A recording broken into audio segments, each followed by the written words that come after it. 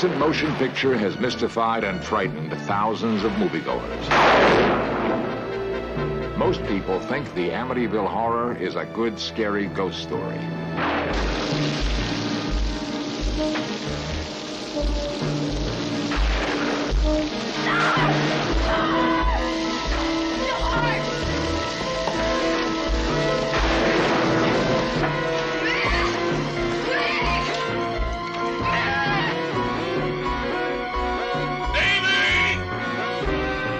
What is not commonly known is that the film is actually based on fact. It's a true story.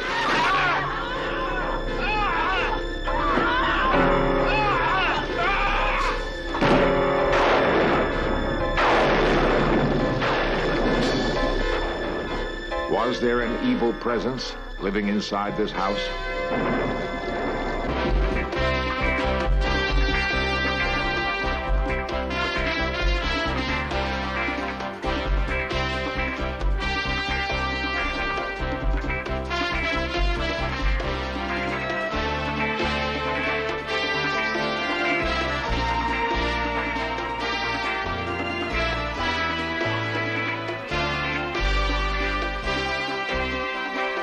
This series presents information based in part on theory and conjecture.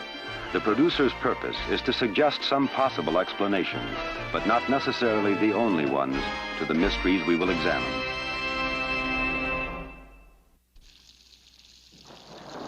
The House of Horrors is in Amityville, Long Island, an unlikely target for an evil curse. Amityville is a pleasant New York suburb. The name Amityville means town of friendship. The house that was for sale at 112 Ocean Avenue was a dream turned into reality for the family of George and Kathy Lutz. I described the house as charming the first time I saw it, because that's what I thought of it. You know, I was saying, Kathy, do you believe this? And she said, no, I don't believe this. You know, it's a lovely house. We don't feel there's anything wrong with the house. The house is it's a happy house. It's a house to have a good time in, to have parties in. Everyone in the area knew that the year before, a family of 6 had been murdered here, so no one wanted to buy the house. The price was very reasonable. George and Kathy decided to ignore superstition and buy it. They settled into their new home just before Christmas. As is common with many Catholic families, Mrs. Lutz asked her parish priest to stop by and bless the house. This blessing began in the sewing room and seemed to set off a chain reaction which would jeopardize the lives of everyone involved. Because of criticism later leveled by other church officials, the priest has never before talked to anyone in the media.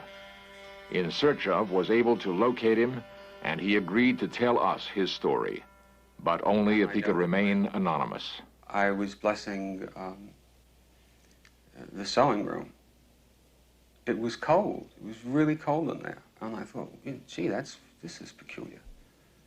Because it was a lovely day out, and it was winter, yes, but it didn't account for that kind of coldness. I also sprinkling holy water. And I heard a rather deep voice behind me say, "Get out." It seemed so directed toward me that I was really quite startled. I felt a slap at one point on the face. I felt somebody slap me, and there was nobody there. Later, George and Kathy couldn't believe that flies could be swarming in the dead of winter. Then they puzzled over a toilet that, when flushed,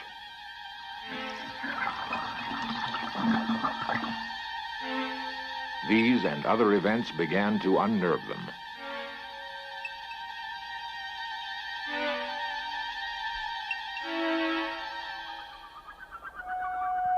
Strange events also affected the priest who blessed the house.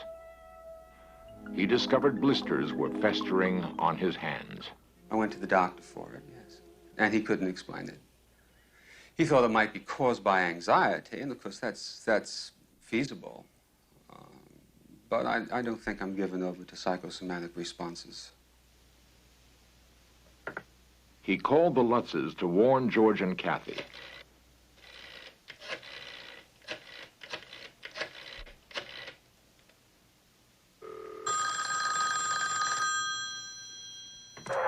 Noise interference prevented any communication. Kathy? He could never get through. Hello. Hello. Hello, what's up with Hello. Unexplained phenomena in the house increased.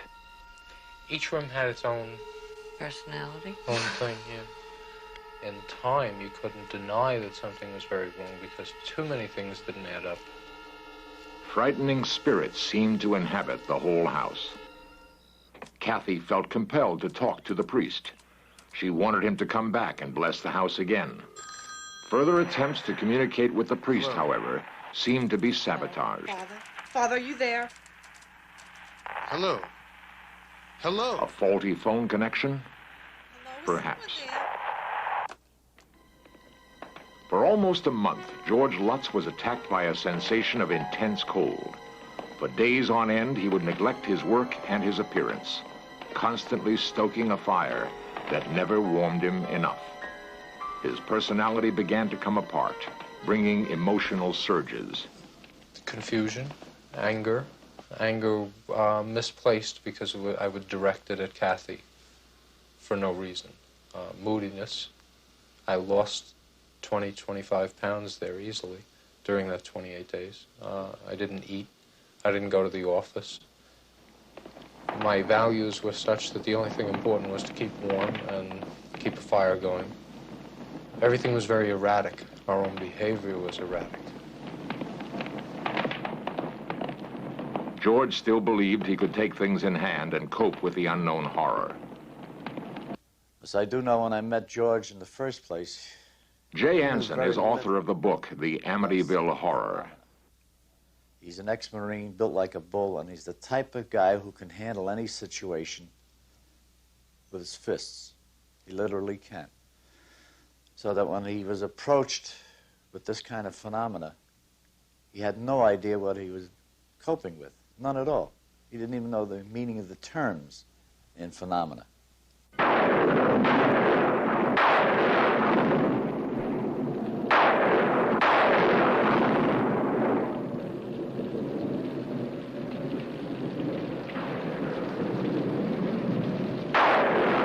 A new problem plagued the Lutzes. The son of the previous owners had shot 6 members of his family while they slept in this very house.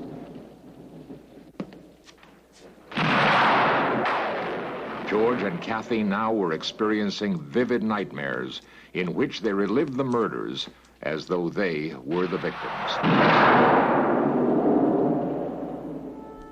Difficult as it was, the family tried to maintain a normal existence.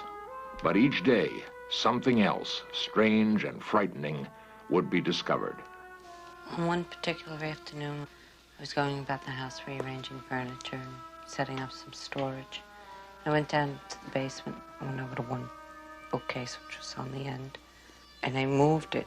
And much to my surprise, there was no wall behind it. It was the entrance into this small, brightly painted red room. And I was really surprised and alarmed by the find. The most impressive thing was when we took Harry around. He would not go anywhere near it. He backed right out of there and ran up the steps. This red room was not in the original house plans. Why? Who built it? And what possible use could it have? To this day, these questions have never been answered. George and Kathy could only wonder about the ominous little room. It was just one more aspect of the house they didn't understand. Even the normal rooms caused strange reactions. Missy would sing constantly within the room. And if you called her out, or if she came out for one reason or another, as soon as she crossed over the threshold, she would stop singing. Crossing back again, she would pick up the song from the word that she had stopped on and continue.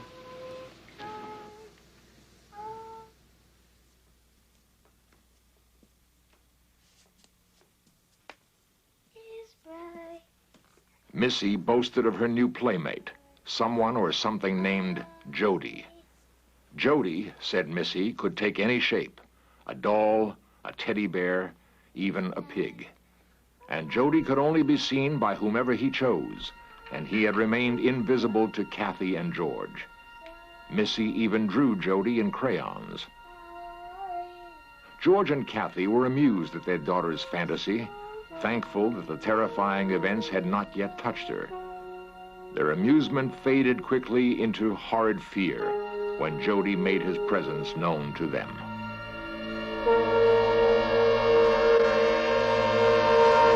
Missy told us later that her friend Jody could not be actually seen by anyone unless it wanted them to. And that at times it was a little bigger than a teddy bear, and other times it would be bigger than the house. Jody had the ability to change its size. One night coming back, I looked up in Missy's room, and there was a shape in her room that I don't know what it actually was, and I was coming back from the garage one night. But I would go out to the boathouse for no reason, check everything out, and then go back. I'd do that a couple times a night. The reason I mention that is because our behavior changed, the way we would go about living. I would go from the fireplace to the boathouse constantly. No longer did George and Kathy feel they were alone. The Lutzes felt driven to rid their home of the evil intruder. They decided to re-bless each room themselves. Thy kingdom come, thy will be done, on earth as it is in heaven. Give us this day our daily bread. That's when things really got bad. We tried to kick out what was there, and it didn't want to go. You go around, you open a window in each room, and you say the Lord's Prayer, and you command it to get out of that room, and you go on to the next room. It didn't want us to go around blessing each room and commanding it to leave. In the name of God, we would go around and do that. And when I finished the first time, we heard a chorus of voices scream out, "Will you please stop what you're doing?" So that convinced us that what we had tried to do didn't work, and things got very bad that night.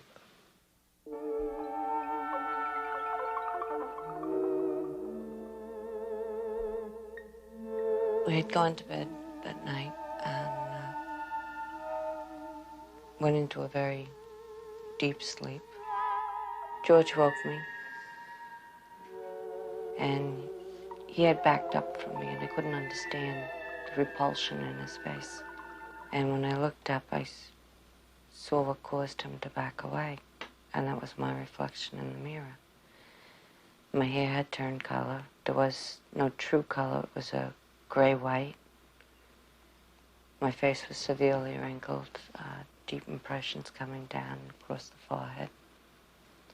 My mouth was very tight, very drawn. And the feelings that were going on were confusion, illness,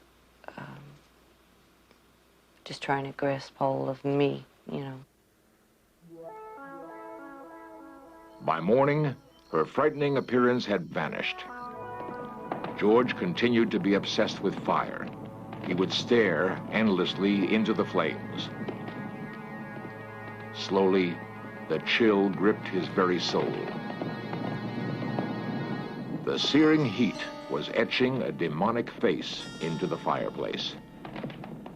It was staring out at him through the flames. What would happen next? We felt absolutely no sense of salvation or outside help. They feared for their sanity, their very lives.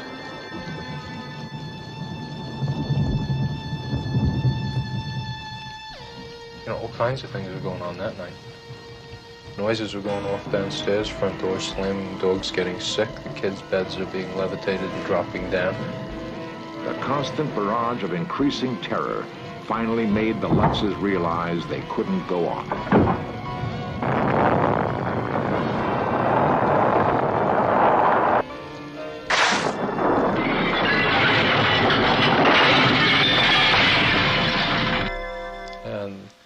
that was the last night we spent in the house then, because it was ridiculous to even consider staying there, and yet it was very hard for us to leave, to just organize all 5 of us into the same room and actually get out to the van and get it started and drive away with the dog.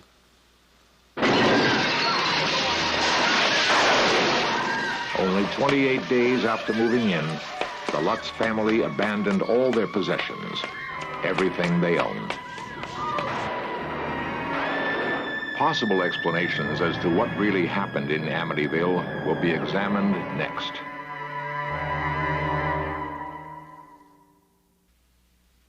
I'm a journalist.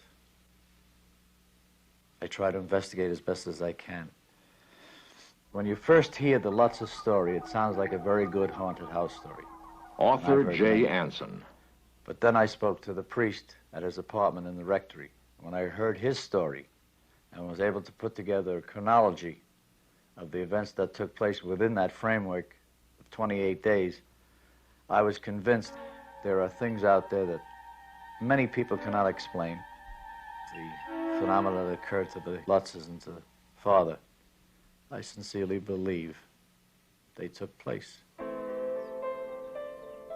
The Amityville house seems peaceful now. There is no evidence that any strange events have occurred here since the Lutzes fled. In Search Of has previously investigated haunted houses, and we've found that in many cases a human tragedy, such as a murder, has left emotional memories.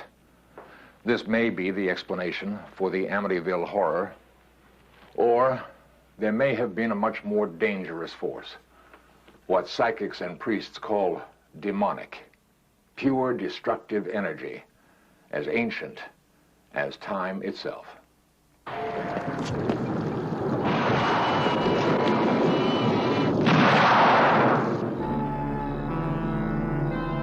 The nightmares the Lutzes had experienced about the murders previously committed in the house caused Kathy and George to investigate the circumstances.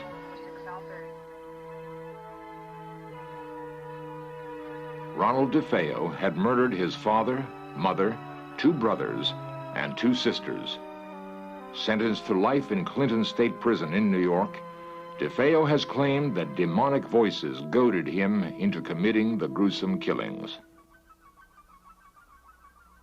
Neighbors and acquaintances of DeFeo were astonished at how George and DeFeo looked alike, how they both presented the same appearance. George feared that his recent personality changes were further indications that he might become more and more like DeFeo, and not just in looks. This disturbing revelation prompted the Lutzes to seek out psychic investigators Ed and Lorraine Warren. The Warrens have investigated many disturbed houses, and they examined the empty house, looking for an explanation. What started the trouble with the Lutzes was the fact that there were 6 people who were murdered in that house. The inhuman, the diabolical, are attracted to where tragedies occur, just like a moth would be attracted to a light. And when the Lutz family moved in 13 months after these murders, they were still using some of the furniture that was in there. We know that vibrations can build up in a home like this of a negative nature, and suddenly we have a psychic explosion. There are those who speculate that this psychic explosion was not really a sudden buildup from the DeFeo murders, but rather that Ronald DeFeo was the object of negative forces already on this ground. Research shows that the Shinnecock and Massapequin tribes lived in what is today Amityville. The actual Lutz home is built on land where these Indians imprisoned their tribal members who were deemed insane, evil, or possessed. Perhaps these tortured souls caused negative forces to inhabit the Amityville ground.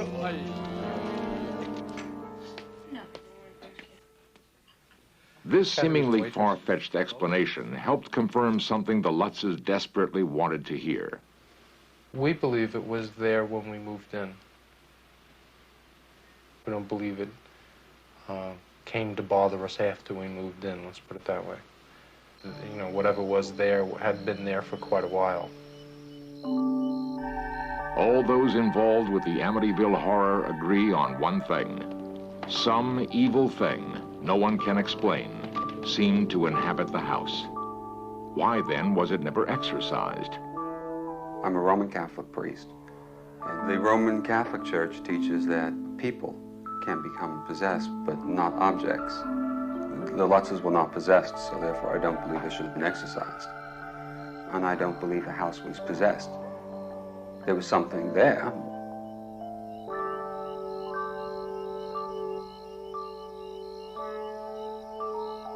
To this day, no one knows what actually was in the Lutz home.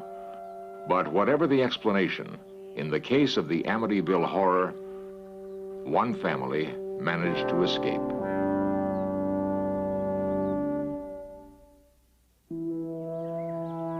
For those who lived through the Amityville horror, the emotional shock still lingers. The Lutzes fled to the opposite end of the country, never to return to the house in which they had sunk all their hopes and all their savings. I think I want my family and my children much more than I want a structure. And if you view it in that perspective, it's easy to walk away from. We still have that alone feeling. I guess that doesn't go away. We're glad it's over. For us, it's over. The Lutzes believe it is over. For them, it may be.